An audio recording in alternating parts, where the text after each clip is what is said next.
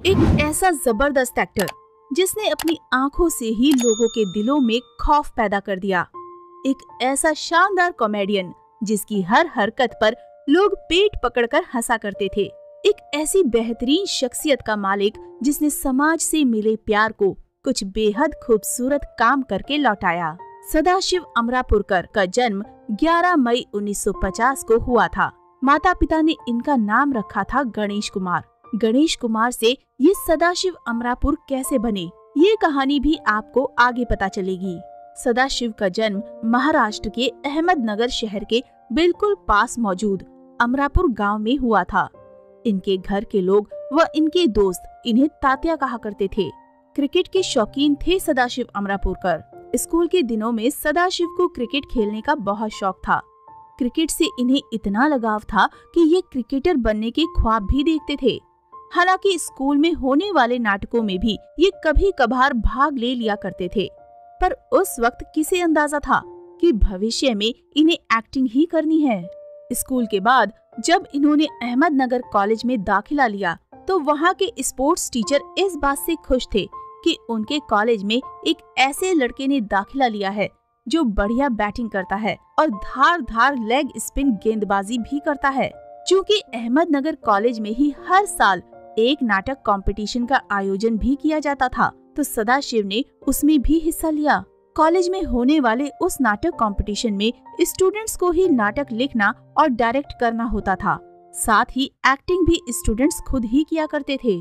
College के उस नाटक में सदाशिव को एक कातिल का किरदार मिला था और इन्होंने वो किरदार इतने बढ़िया तरीके से निभाया कि इन्हें उस किरदार के लिए अवार्ड भी मिल गया। बस यहीं से गणेश कुमार उर्फ सदाशिव अमरापुरकर की जिंदगी बदल गई। इस तरह गणेश बने सदाशिव अमरापुरकर। पहले ही नाटक में अवार्ड मिलने के बाद सदाशिव को थिएटर में रुचि जाग गई। अब उनका ध्यान क्रिकेट से हटकर पूरी तरह थिएटर पर आ गया। कॉलेज में इन्होंने ढेरों नाटकों में काम किया। अहमदनगर कॉलेज से ग्रेजुएशन करने के बाद ये पूना यूनिवर्सिटी गए और वहाँ से इन्होंने MA इन हिस्ट्री व MA इन सोशियोलॉजी की। साथ ही साथ नाटक में भी एक्टिव रहे। वे न केवल नाटकों में एक्टिंग करते थे बल्कि डायरेक्शन भी किया करते थे। अब तक इन्होंने अपना नाम गणेश से बदलकर सदाशिव रख लिया था और साथ ही अपने गांव अमरापुर को भी अपने नाम संग जोड़ लिया। इस तरह गणेश कुमार बन गए सदाशिव अमरापुरकर। परिवार से लड़ी लड़ाई। अब तक इन्हें एहसास हो चुका था कि ये सिर्फ थिएटर के लिए ही पैदा हुए हैं। हालांकि इनके घर वाले और खास तौर पर इनके पिता थिएटर को लेकर इनके जुनून से बेहद परेशान थे। उन्हें फिक्र थी कि उनका बेटा शादीशुदा है और पिता भी बन चुका है, लेकिन उसे काम धंधे की कोई फिक्र नहीं है। इनके पिता ने इन्हें खूब समझाया, डांटा भी। एक दिन तो इन्हें कमरे में बंद तक कर दिया, लेकिन इन्होंने अपने पिता से कह दिया कि थिएटर इनकी सांस है और ये थिएटर के अलावा कुछ और करने की सोच भी नहीं सकते। किसी के रोकने से ये नहीं रुकेंगे। इनकी जिद के सामने पिता को हार माननी ही पड़ी। इन्हें नाटक करने की छूट दे दी गई। क्योंकि इनकी पत्नी LIC में नौकरी करती थी तो घर चलाने की टेंशन इन्हें थी ही नहीं। थिएटर के नामी एक्टर बन गए सदाशिव। धीरे धीरे महाराष्ट्र में थिएटर जगत में इनका नाम होने लगा। इन्होंने महाराष्ट्र थिएटर प्रतियोगिता में भी कई अवार्ड जीते। ख्याति मिली तो इनके पास प्रोफेशनल थिएटर्स के ऑफर भी आने लगे। इस तरह प्रोफेशनल थिएटर का हिस्सा बनने के लिए सदाशिव मुंबई आ गए। प्रोफेशनल थिएटर से होने वाली कमाई से मुंबई में ये आराम से अपना खर्चा उठाने लगे। विजय तेंदुलकर ने दिया पहला रोल। मुंबई में ये महान नाटककार विजय तेंदुलकर के नाटक कन्यादान में काम कर रहे थे। अपनी एक्टिंग स्किल से ये विजय तेंदुलकर का दिल कब का जीत चुके थे। एक दिन विजय तेंदुलकर ने इनसे कहा कि मैंने अर्ध सत्य नाम से एक फिल्म की स्क्रिप्ट लिखी है। उसमें एक किरदार है जिसे मैं आपसे कराना चाहता हूँ। सदाशिव ने उनसे कहा कि आपको मैं कैसे मना कर सकता हूँ। इस तरह साल 1983 में सदाशिव ने फिल्म अर्ध सत्य से अपने फिल्मी करियर का आगाज कर लिया। अर्ध सत्य में इनके किरदार का नाम रामा शेट्टी था। रामा शेट्टी का वो छोटा सा किरदार बहुत ज्यादा लोकप्रिय हुआ। पहले ही फिल्मी किरदार के लिए सदाशिव अमरापुरकर को सर्वश्रेष्ठ सहायक अभिनेता के खिताब से नवाजा गया। इस फिल्म के बाद सदाशिव के पास ऑफर्स की झड़ी लग गई। फिर इन्होंने कभी पीछे मुड़कर नहीं देखा। फिल्मों के साथ साथ सदाशिव ने टीवी पर भी कुछ बेहद दमदार किरदार निभाए। टीवी पर भी खूब काम किया। 80 के दशक में दूरदर्शन पर प्रसारित हुए शो राज से स्वराज तक में इन्होंने लोकमान्य तिलक का किरदार निभाया था, जबकि पंडित जवाहरलाल नेहरू की किताब डिस्कवरी ऑफ इंडिया पर बनाई गई श्याम बेनेगल की सीरीज भारत एक खोज में इन्होंने महात्मा फूले का किरदार निभाया था। ऐसा रहा फिल्मी करियर।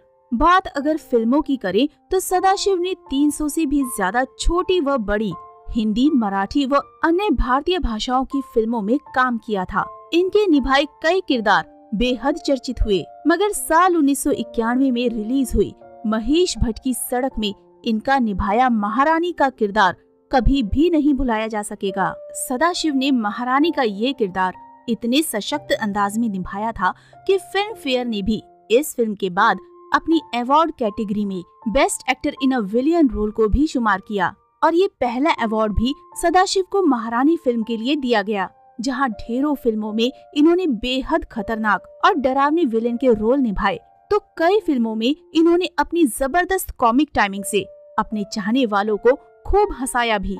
समाज सेवक भी थे सदाशिव। सदाशिव केवल अभिनेता ही नहीं बल्कि एक समाज सेवी भी थे।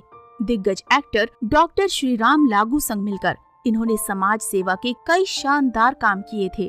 अपने पुण्य कर्मों के लिए ये अपनी जान पहचान के लोगों से फंड जुटाते और उस फंड को जरूरतमंदों तक पहुंचाते। समाज के प्रति अपनी जिम्मेदारियों को सदाशिव बखूबी समझते थे, लेकिन एक दफा इसी समाज के कुछ लोगों ने उनके साथ एक ऐसा शर्मसार करने वाला बर्ताव किया जिसे जानकर हर कोई दुखी हो गया। सदाशिव के साथ की गई हाथापाई। साल 2013 के दौरान जब महाराष्ट्र के कई इलाके भयंकर सूखे की चपेट में थे और हर कोई बेहद परेशान था, तो स्थानीय प्रशासन और पुलिस लोगों से अपील कर रही थी कि पानी की बर्बादी ना करें और पानी बचाकर इस्तेमाल करें। इसी दौरान होली के मौके पर सदाशिव के पास सोसाइटी के कुछ नौजवान लड़के लड़कियां पानी की बर्बादी करने में मशगूल थे। उन लोगों को जब पूरा दिन पानी बर्बाद करते हुए हो गया तो सदाशिव जी से रहा न गया। वो शाम के वक्त उन्हें समझाने और पानी की कीमत बताने के लिए चले गए, लेकिन नशे में धुत कुछ लड़कों ने इनके साथ अभद्रता करनी शुरू कर दी, यहाँ तक कि इन पर हाथ भी उठा दिया।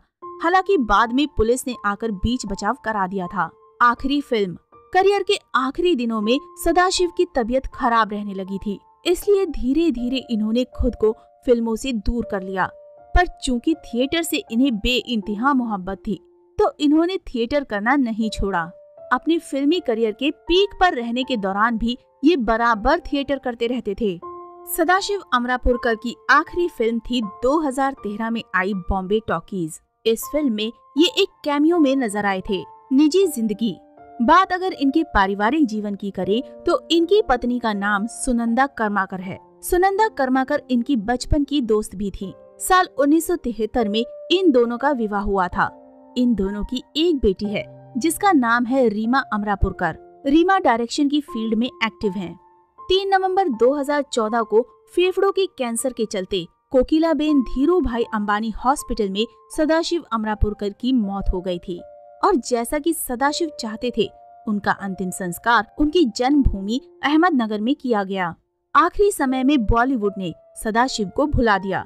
फिल्म इंडस्ट्री के लगभग हर बड़े स्टार के साथ सिल्वर स्क्रीन शेयर कर चुके सदाशिव की अंतिम यात्रा में बॉलीवुड से सिर्फ अभिनेता रजा मुराद और डायरेक्टर गोविंद निहलानी ही शामिल हुए थे। इससे आप अंदाजा लगा सकते हैं कि बॉलीवुड भी केवल चढ़ते सूरज को ही सलाम करने में विश्वास रखता है। कोई अभिनेता कितना टैलेंटेड है, ये बात यहाँ मायने नहीं रखती। तो दोस्तों, अभी के लिए बस इतना ही। मिलते हैं अगले वीडियो में। तब तक आप सब अपना ध्यान रखिए। Bye bye.